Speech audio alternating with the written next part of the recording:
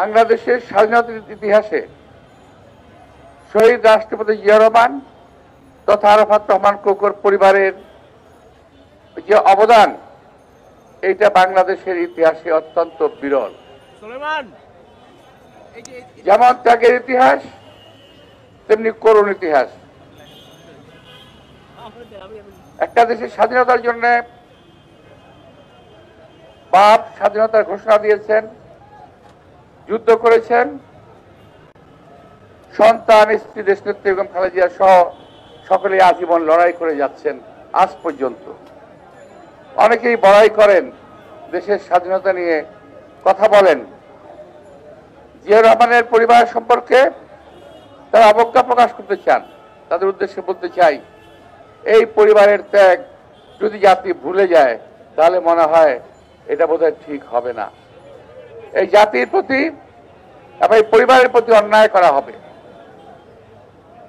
Cocoa, Arafat Rahman cocoa মারা গেলেন, তার ভাই, বড় ভাই দেশত্যাগী, আর মা এখন পর্যন্ত চিকিৎসাধীন।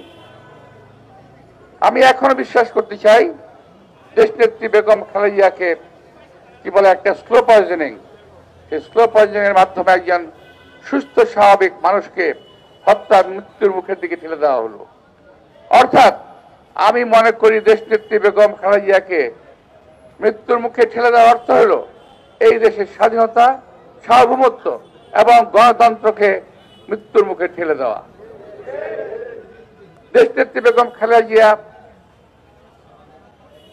এই দেশে পার্লামেন্টারি গণতন্ত্রের প্রবর্তন করেছিলেন। শহীদ রাষ্ট্রপতি জিয়া রহমান এই দেশে বহুদলীয় গণতন্ত্র দিয়েছিলেন। এই কথা আজকে কেউ অস্বীকার করতে পারবে না। প্রিয় ভাইরা, আজকে বহু মত, বহু পথ, বহু টেলিভিশন, বহু সংবাদপত্র আর ইদানিং কথা বলার সুযোগ পেয়ে বহু কথা বিএনপির বিরুদ্ধে, আমাদের দলের বিরুদ্ধে। আমাদের দু একজন নেতা তার নিজ দায়িত্বে দু একটি কথা বলে থাকতে পারে হয়তো কোথাও, আমি ঠিক দেখি নাই, আমি বাইরে ছিলাম। ইদানিং দেখলাম বহু লোক বহুভাবে কথা বলছে। কি বলছে? কেউ বলছে বিএনপি নাকি 111 আনার পায়তারা করছে। তাদের উদ্দেশ্যে বলতে চাই, 2007 সালের 1/11 যে ভয়াবহ পরিণতি, এটা বিএনপির চাইতে কেউ বেশি ভোগ করে নাই। বিএনপির প্রতিটি নেতা কর্মী, সাধারণ কর্মী থেকে শুরু করে আমাদের দেশনেত্রী বেগম খালেদা জিয়া পর্যন্ত এই 1/11 অনুসরণ থেকে রেহাই পায় নাই। তাকে নির্মমভাবে হত্যা করার চেষ্টা করা হয়েছে। আর আজকে ওনারাই অনেকেই বলেন যে বিএনপি 1/11 আনার স্বপ্ন দেখছে, চিন্তা করছে, কথাবার্তা বলছে। যদি কেউ কিছু বলে থাকেন আমি জানি না, তার নিজ দায়িত্বে সেটা বলেছেন। বিএনপির কোনো দায়িত্ব বহন করে না। প্রিয় ভাইরা, 1/11 নয়, যদি আপনারা এই ধরনের কথাবার্তা, সংঘাত, বিভেদ এই 5ই আগস্টের পরে আজকে যদি করতে থাকেন তাহলে কিন্তু দেশের গণতন্ত্র কোনদিন চেহারা দেখবে না। আজকে বিভিন্ন রাজনৈতিক দল হঠাৎ করে, জানেন না আপনারা, যে নতুন মুখে কথা ফুটলে বাচ্চারা যেভাবে কথা বলে না, আবল সাবল প্রলাপক থাকে। অনেক দল, অনেক ব্যক্তি যারা আজকে কথাবার্তা বলছেন, এমনভাবে কথাবার্তা বলছেন যে আমি মাঝে মাঝে হঠাৎ সুযোগ হয় টেলিভিশনের সামনে দেখি ওরা কথাবার্তা বলেন, মনে হয় যে বিএনপি যেন আওয়ামী লীগের দোসর, বিএনপিকে আওয়ামী শিবিরের দিকে ছেড়ে দেওয়ার চেষ্টা করা হচ্ছে। আর আমি পরিষ্কার ভাবে বলতে চাই, ভারতের দোসর ওই আওয়ামী লীগ, তাদের দিকে যারা বিএনপিকে ঠেলে দিতে চায়, আমি বলবো আপনারা নিজের চেহারাটা আয়না দিয়ে দেখুন, নিজের অন্তরটাকে আয়না দিয়ে দেখুন। দেশবাসীকে আজকে ফাঁকি দেওয়ার চেষ্টা করবেন না। বিএনপি 17 বছর রাজপথে লড়াই করেছে। এখানে যারা আছেন, এই যে আমাদের যারা আছেন এখানে, আমাদের রিজভি সহ, রিজভি তো পঙ্গুই হয়ে গেছে, আপনারা দেখছেন ওকে, অকালে মৃত্যু হয়ে গেছে যে ছেলেটা। তো এবং আমার নিজের পরিবারের কথা যদি আমি বলি, আমার বিরুদ্ধে আমার জেল হয়েছে 11 বছর, আমার স্ত্রীর জেল হয়েছে 16 বছর, আমার ছোট ভাই 8 বছর জেল হয়েছে, 17 বছর প্রবাসী থেকে আজকে বাংলাদেশে ফেরত স্থাপন পেরেছে, আলহামদুলিল্লাহ। প্রিয় ভাইরা, এই নিপীড়ন শুধু আমার পরিবার নয়, বাংলাদেশের প্রতিটি বিএনপির নেতা কর্মীর উপরে এই নিপীড়ন গিয়েছে, প্রতিটি নেতা কর্মীর উপরে নিপীড়ন গিয়েছে। আজকে আমাদেরকে ঠেলে দিয়ে যাচ্ছেন অন্য শিবিরে, উদ্দেশ্যটা কি? আওয়ামী লীগের সিল মারতে চান, আমাদেরকে ভারতের দালাল বানাতে চান, এই কথা কখনো চিন্তা করবেন না। এই দেশে অতন্ত্র প্রহরী ছিল শহীদ রাষ্ট্রপতি জিয়া রহমান, এই দেশের স্বাধীনতা অতন্ত্র প্রহরী ছিল দেশনেত্রী বেগম খালেদা জিয়া, এই দেশে অতন্ত্র প্রহরী আমার এই নেতা কর্মী ভাইরা স্বাধীনতা সার্বভৌমত্বের জন্য চক্রান্ত করেন, যাই করেন। আমরা শুধু একটা জিনিস বুঝি, অনেকে বলেন যে বিএনপি শুধু নির্বাচন করে। আরে ভাই, নির্বাচন করি না, খাওয়া সমস্ত আজে বাজে কথা আপনারা বলেন না। আর কিছু কিছু আছে আমার ইউটিউবার ব্লগার ভাইরা বিদেশ থেকে দেশ পরিচালনা করার চেষ্টা করেন, আপনারা যা বলেন মনে করেন তাই হতে হবে দেশে। আরে ভাই, আপনাদের প্রতিটা মানুষকে ব্যক্তিগতভাবে যেমন চিনি, আপনারা আমাদেরকে চেনেন, আপনার জ্ঞান গরিমায় যথেষ্ট উন্নত, অনেক অনেক লেখাপড়া আপনারা করেন, কিন্তু এই সমস্ত জ্ঞান গরিমা গুণ, এই সমস্ত বুদ্ধি কথা বলে এমন কিছু করবেন না যাতে একটা বিভেদ সৃষ্টি হয়। দয়া করে দেশটাকে শান্তি আনার চেষ্টা করেন। আপনারা কথা বলতে জানেন, আপনারা বলতে জানেন, আপনাদের বুদ্ধি আছে, আপনাদের বুদ্ধি, আপনাদের প্রজ্ঞা এই দেশকে গঠন করার কাজে লাগান।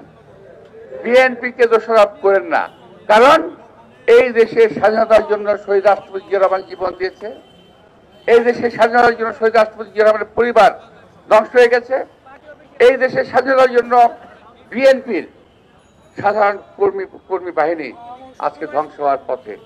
সুতরাং বিএনপির মতো দেশপ্রেমিক একটি দল বাংলাদেশে এই পর্যন্ত প্রতিষ্ঠিত হয় নাই, নতুন করে কখনো হবে কিনা আমি জানি না, যদি হয় স্বাগত জানাবো। আরেকটি ব্যাপার একটু পরিষ্কার করা দরকার, সেটা হলো অনেকে বলেন নতুন একটি দল হচ্ছে আর বিএনপি নাকি তাকে জেলাস করছে। এই কথা যারা বলেন তারা জাতির শত্রু। দল হবে, নতুন দল হবে কিংবা হবে না, যারা করবে তাদের উপর নির্ভর করে। দল ঘোষণা হওয়ার পরে বিএনপির ভূমিকা কি থাকে সেটা দেখবেন। আমরা স্বাগত জানাই যারা দল করবে, যারা দল করবেন তারা গণতান্ত্রিক প্রক্রিয়ায় দেশটাকে পরিচালিত করবেন, আমরা শহীদের কোনো প্রয়োজন পড়লে। কিন্তু ওই সমস্ত উল্টাপাল্টা কথাবার্তা আপনারা বলে দেশবাসীকে বিভ্রান্ত করার চেষ্টা করবেন না। গণতান্ত্রিক দল, আমরা গণতন্ত্রের কথা বলেছি, 17 বছর রাজপথে লড়াই করেছি। আজকে অনেকে বলেন 5ই আগস্ট যারা এনেছে তারা সকল কিছু অধিকার রাখে, ঠিক আছে, অস্বীকার করব না, কিন্তু আমরা যারা 17 বছর রক্ত দিলাম, যারা আমাদের যাতে ঘর পুড়ল, আমাদের সংসার পুড়ল, তাদের কি হবে? আমাদের ইলিয়াস আলী গুম হলো, আমাদের চৌধুরী আলম গুম হলো, আমাদের প্রায় 5000 লোক গুম হয়ে গেল, আমাদের হাজার হাজার কমে জেল খাটলো। আর আমরা এখানে যারা আছেন সবাই কম বেশি, আমি তো 13টা বার জেল খেটেছি ভাই, আমাদের কোনো অবদান নাই। একজনের অবদানকে স্বীকৃতি দিতে গিয়ে অন্যজনের অবদানকে অস্বীকার করার কোনো কায়দা বাংলাদেশে নাই। এবং যারা চেষ্টা করেন তারা অপচেষ্টাই করছেন, যারা চেষ্টা করেন তারা জাতিকে বিভেদ সৃষ্টি করার চেষ্টা করছেন জাতির মধ্যে। একটা কথা বললো কেউ একজন, আর সেটা নিয়ে লাফালাফি শুরু হয়ে গেল। আরে ভাই, সবাই তো কথা বলেন, আর বিএনপি বললেই অসুবিধা। তবে বিএনপিকে যারা ভিন্ন শিবিরে ঠেলে দিয়ে ফায়দা হাসিলের চেষ্টা করছেন, এটার পরিণতি কিন্তু ভালো হবে না, বরং দেশটাকে ঐক্যবদ্ধ রাখার চেষ্টা করবেন। আর একটি দল আছে যেটা কি সন্ধ্যা একটু নাম বলবো না, ওই যে বলে না গাছে কাঁঠাল গোফে তেল, ক্ষমতায় যাওয়ার জন্য পাগল হয়ে গেছে। এবং তারা এমন ভাব করছে তারা যেন কিছুই জানেন না, ভাজা মাছটি উল্টে খেতে জানেন না। মাঝে মাঝে টুক করে বিএনপি সম্পর্কে দুই একটি কথা বলে ফেলেন। যাই হোক, আমি কারোর সাথে সমালোচনা করবো না। আজকে এই আমাদের আরাফাত রহমান কোকো, আপনি জানেন রাজনীতির সঙ্গে তার কোনো সম্পর্ক ছিল না। সম্ভবত 2005 সালের কোন এক মাসের 2 তারিখে না, 3 বছর তিনি ক্রিকেট কন্ট্রোল বোর্ডের চেয়ারম্যান ছিলেন। এই দেশকে ক্রিকেটের জগতে অত্যন্ত উন্নত করে গেছেন। সেই আরাফাত রহমান কোকেও অকালে প্রাণ দিতে হয়েছে অন্যায়ভাবে বিদেশে থেকে। দেশনেত্রী বেগম খালেদা জিয়াকে তার ছেলের লাশ দেখতে হয়েছে। এর চেয়ে ভয়াবহ একটা মায়ের জীবনে কি হতে পারে, যিনি অকালে স্বামীকে হারিয়েছেন, তাও একটা কুর মাধ্যমে হত্যা করা হয়েছে। তার ছোট ছেলে আরাফাত রহমান কোকে হত্যা করা হয়েছে। তার বড় ছেলে আমাদের তারেক রহমান সাহেবকে হত্যা করার চেষ্টা করা হয়েছিল। আল্লাহর রহমতে হয়তো বাংলাদেশের নেতৃত্ব দেওয়ার জন্য ওনাকে আল্লাহ তাআলা বাঁচিয়ে রেখেছেন। দেশনেত্রী বেগম খালেদা জিয়া বেঁচে আছেন, ইনশাআল্লাহ আল্লাহ তাকে হায়াত দারাজ করবেন। তিনি আরো অনেক দিন ইনশাআল্লাহ বেঁচে থাকবেন আমাদের মাঝে, এই আশা করছি আমরা আজকে আরাফাত রহমান কোকোর আত্মার মাগফিরাত কামনা করে তার যে 2 সন্তান এবং তার স্ত্রী, তাদের প্রতি সহানুভূতি জ্ঞাপন করে এবং দেশনেত্রী বেগম খালেদা জিয়ার আরোগ্য কামনা করে খুব শীঘ্রই তারেক রহমান আমাদের একটা চেয়ারম্যান দেশ বিরোধী আসবেন আহ্বান, এই আশা করি আমার বক্তব্য শেষ করছি। সবাইকে ধন্যবাদ। খোদা হাফেজ। বাংলাদেশ জিন্দাবাদ। আসসালামু আলাইকুম।